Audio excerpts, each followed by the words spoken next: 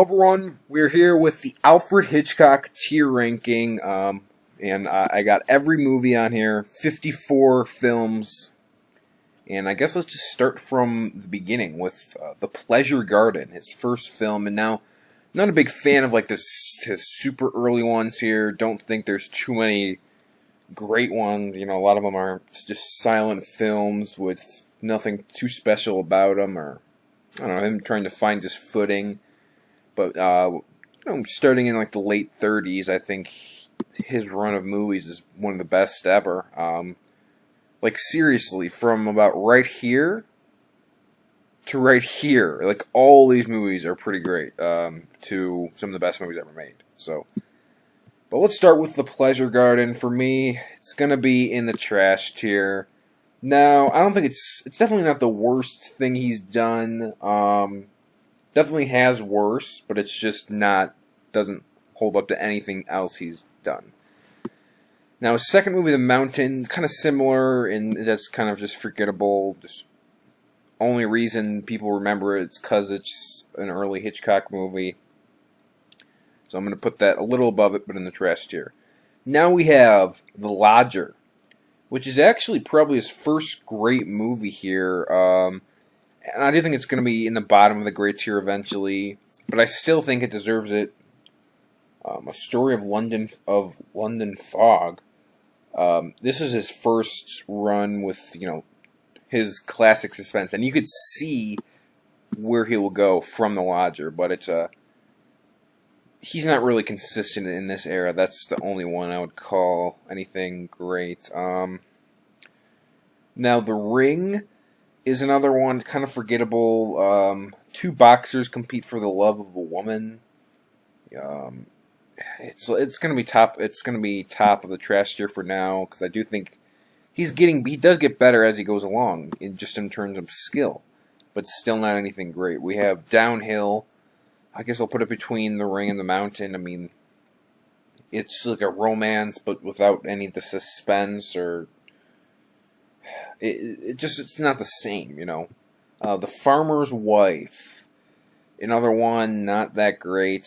Let's put it here. Easy Virtue, probably his worst yet. He's just not making good ones. Easy Virtue, a girl, Loretta Filton, is named as a correspondent in a scandalous divorce case. She escapes to France to rebuild her life, where she meets John Whitaker. They're later married, but John's well-to-do family finds out Loretta's secret. I mean, it kind of sounds like a Hitchcock plot there, but it's just not well made. It's the problem. Champagne is one. It's just kind of forgettable. It's just not good at all. It's a comedy. Hitchcock comedies that are just straight-up comedies. Like, a lot of his movies have more dark comedy, and more irony, but when he just does straight-up comedies, it's never too good. So I'm probably the worst yet. The Minx Man. It's another kind of forgettable one. I guess I'll just put it here. It's not as bad as some of the other ones. Blackmail. A little better. I'll put it top of the trash tier for now, but it's still.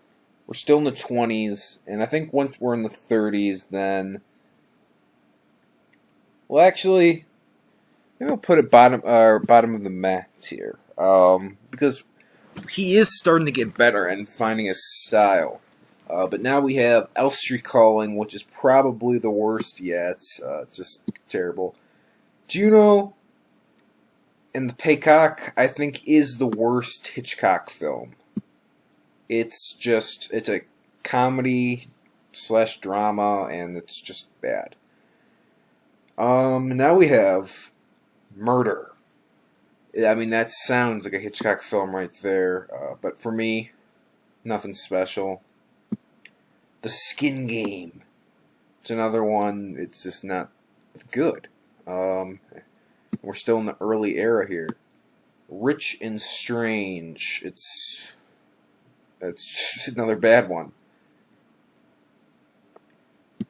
And when people say Hitchcock is the best director of all time, in his prime, I don't think he's better than Kubrick in his prime even. But just the amount of good movies he has. But people also forget the amount of bad movies he has. Look at all these. Kubrick has 2 bad movies. His first 2. But this is like the first, who knows how many, from Hitchcock. So from Fellini, never released a bad movie. Kurosawa, from 1948 onwards, never released a bad movie. David Lynch, one of my favorites, has 1 bad movie. But Hitchcock just has, he puts them out. He puts them out there every year since like the 20s. And some of them, in these early years, it's rare to get a hit. So most of them are misses. And for me, that kind of lowers him down to, like, I don't know, not the greatest. Now we have number 17, another one which is pretty terrible. It's just forgettable. Hitchcock shouldn't be forgettable, but we're finally getting to the good era pretty soon. After Waltzes from Vienna, another bad one. Put it above Champagne. Now we're getting into the good stuff with The Man Who Knew Too Much, the original. And for me, I think this one's in the great tier. And I do like the remake too, but The Man Who Knew Too Much original, it does have the suspense. It is a great thriller. It's classic Hitchcock. And now we have the 39 Steps. I think it's even better than that. So now we're getting into the classics here. From 1934 onwards, I think we're getting into classic territory. Well, kind of. Secret Agent. Let's see. After 3 British agents are assigned to assassinate a mysterious German spy during World War I, 2 of them become ambivalent when their duty to the mission conflicts with their consciences. Yeah, I'll put it in the Mets here. Nothing too great there, but definitely not one of the worst ones. Sabotage. I would say... Wait, not Rope. Dang it. Whatever. Sabotage is one. It's going to be borderline great or Met tier. I guess I'll put it in the Met tier for now. Top of the Met tier. Because I think it sounds better than it is, but I don't know. Wasn't a huge fan. Young and Innocent, I'll put in between here. It's good. Now we're getting to like the true classics. The Lady Vanishes is, for me, top 10. For me, it's top 10. I don't think it's even in the God tier, though, because it's not like an astounding movie. And not many Hitchcock movies are astounding. They're just great movies. He just makes so many great movies. So I wouldn't say it's a God tier movie, but it's certainly great. Now we get a rare miss in this era from Hitchcock with Jamaica Inn. It's like, what are you doing? Go back to making good movies. Yeah, here we go, Rebecca. I wasn't as high as some other people. Some other people think this is like the bee's knees, but I will put it in the top of the great tier for now. Little below the God tier. We have Foreign Correspondent. One, I will put it in the great tier. Not one of his like classics, but this shows him in his peak. Even if he's not making classics, he's still making great films. This one, Mr. and Mrs. Smith, it's pretty good, but just doesn't really live up to even the Met tier. So yeah, I guess it's gonna be right there. Suspicion is a classic. We got Cary Grant, and he's one of his many collaborations with Hitchcock. It's gonna be a little bit below Lodger, but I would say still in the great tier here. Saboteur is another classic. It's not one of Hitchcock's best, but it's still Hitchcock, so it's gonna be good. I'd say I like Suspicion even a little better than it, but I'll still put this in the great tier. Yeah. Shadow of a Doubt is another Hitchcock classic here. This is a top 10 for me. And it's going to be in the great tier, a little below Rebecca. Lifeboats. You know, it's a pretty underrated gem, because I feel this is in his classic era, but a lot of people forget about it. So this is definitely going to be in the great tier, probably below 39 Steps, but above Foreign Correspondent. Spellbound, classic alert, classic alert. Spellbound, who we got? Ingrid Bergman, you know, one of the, if not the greatest actress of all time here. You know, I'll put it, let's see. I'll put it above Lifeboat, but below 39. Actually, I'll put it above 39 Steps, but below The Lady Vanishes. You know, The Lady Vanishes is one of my favorites from Hitchcock here. So, don't think. I don't know. I don't think it'll be above that. What's next? Oh, Notorious, classic alert. And I'm not as high on Notorious as some other people, but I still think it's a great film. And for me, it's better than Spellbound. I still would not put it above The Lady Vanishes. I think The Lady Vanishes is more suspenseful, and I like the story better. The Paradigm Case. The Paradigm Case. Yeah, it's not really that good. What the heck? What the heck, Hitchcock? This is supposed to be your golden era. So why are you listing like a kind of bad movie here? Gonna be near the top of the trash tier here. What the heck? We got Under Capricorn, another one of those overlooked ones, even though it stars Ingrid Bergman. So it's gonna be, I'll put it top of the Mets here for now. You know, it's kind of forgettable. Rope, oh my God, Rope. I don't even know if this is correct order, but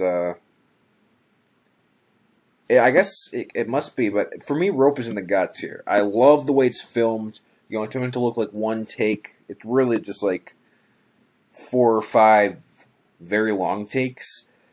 I love the story and the suspense and just like, you know, the body's in the box. We know it, and it's that dramatic irony that Hitchcock is the best at. It's one of the best movies to take place in just one room, but it's not even Hitchcock's best movie to take place in just one room. So, great movie there. I love Jimmy Stewart's collaborations with Hitchcock. Probably more than anyone else he's collaborated with. Next is Stage Fright, a pretty great movie, even though it gets kind of overlooked. I'll put it above Saboteur.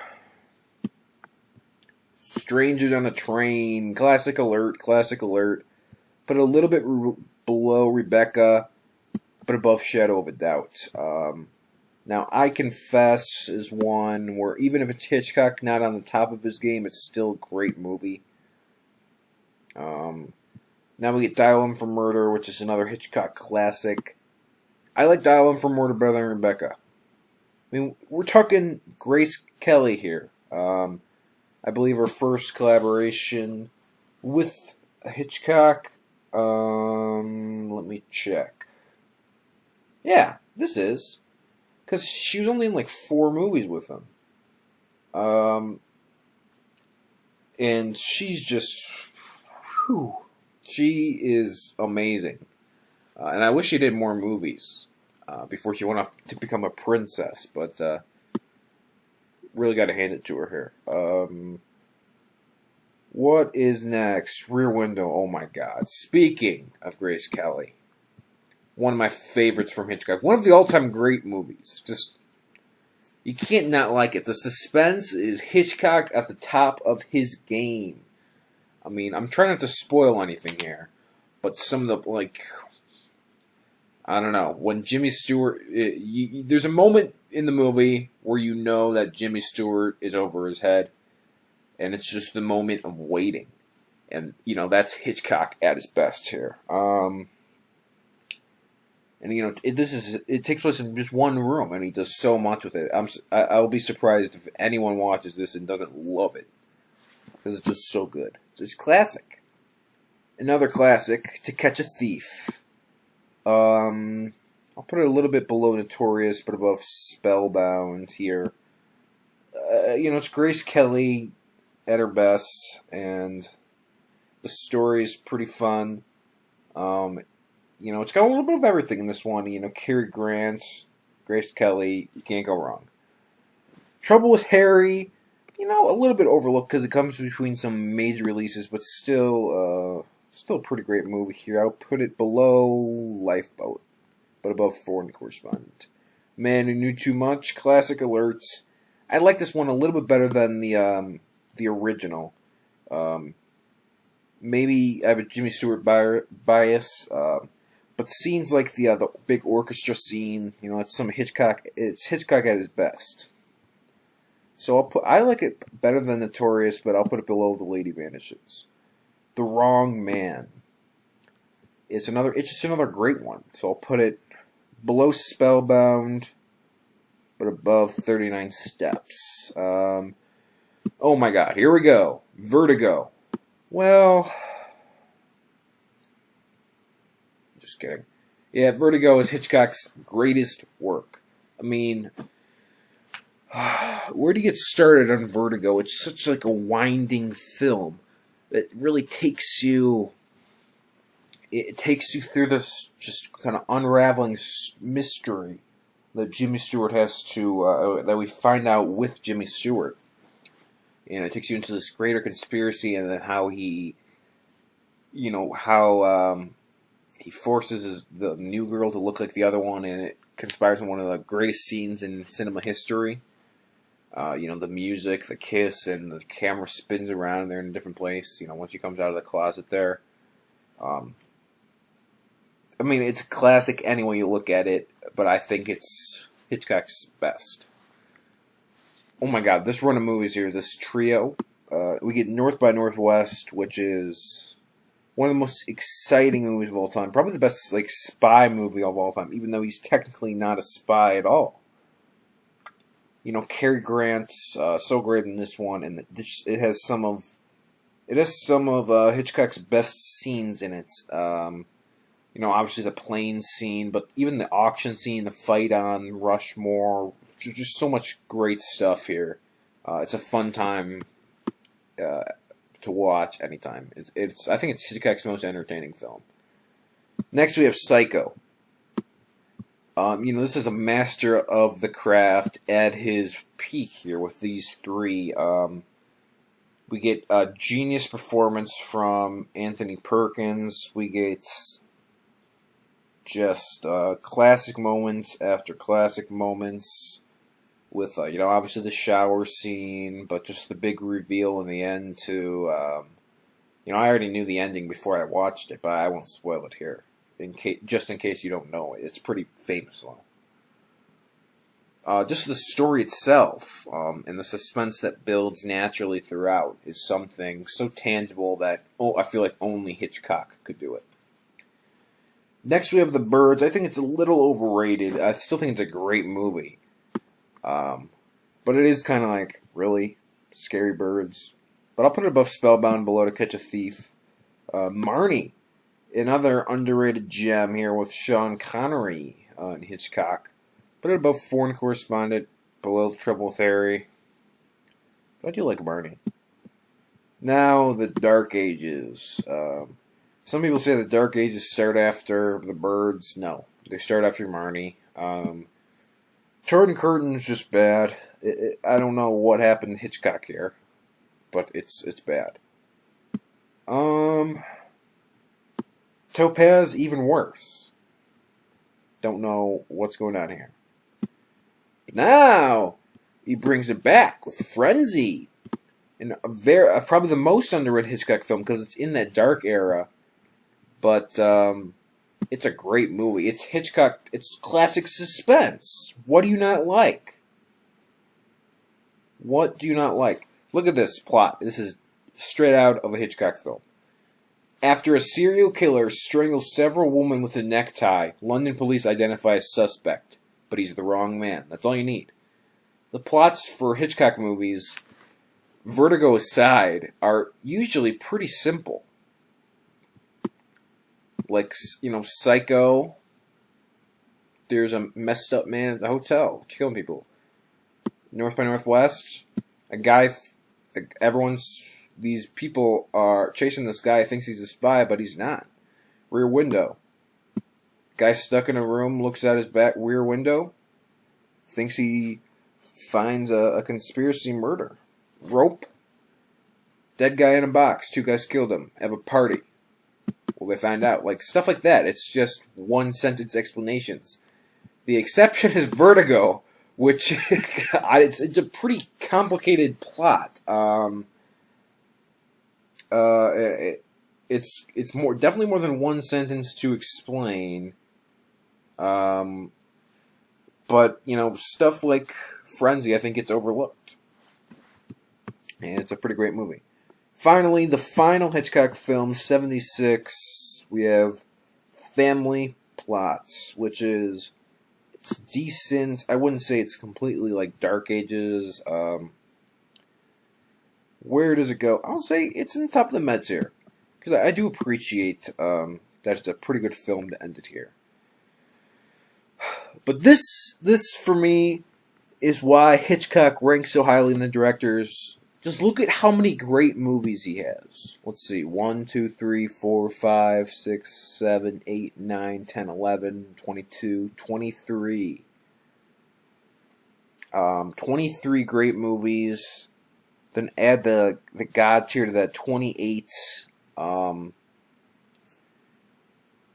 that's half. That's half of his movies, and he has a bunch of movies, are in the top tier and are all really great. So, you can't argue with that. 28 great or God tier movies. Kubrick only has 13 movies. So it's just the amount of movies he has that really puts him, that people like to rank him highly. So thank you for watching. Next, I probably will do either Fellini or Kurosawa, but both of them will be out eventually. And as I finish, I'm doing my movie watch list, just from the beginning of cinema here, and I'm almost actually done with it, because I've been doing it through the pandemic. And